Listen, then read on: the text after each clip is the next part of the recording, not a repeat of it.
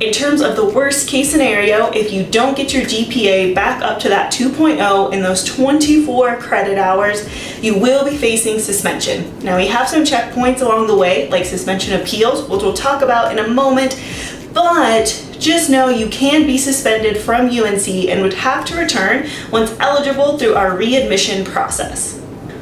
A bit more on suspension.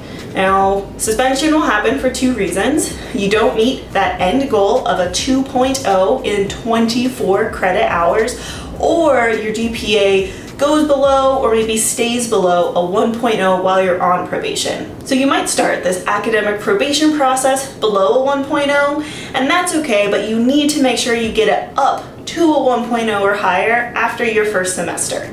Now, if you are suspended, you will get a notification at the end of the semester that's going to go to your bear mail, so definitely be checking if you think that you're close.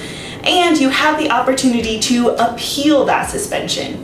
If you have a successful suspension appeal, you will get one more semester to reach that 2.0 GPA.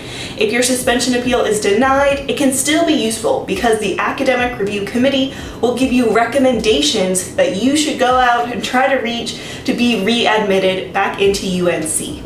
Now, our suspension notices go out right after the end of the semester, and those appeal deadlines are going to be kind of the first week of January if you're suspended from the fall semester, kind of that last week of May if you're suspended from the spring semester, and mid-August if you are suspended after summer session.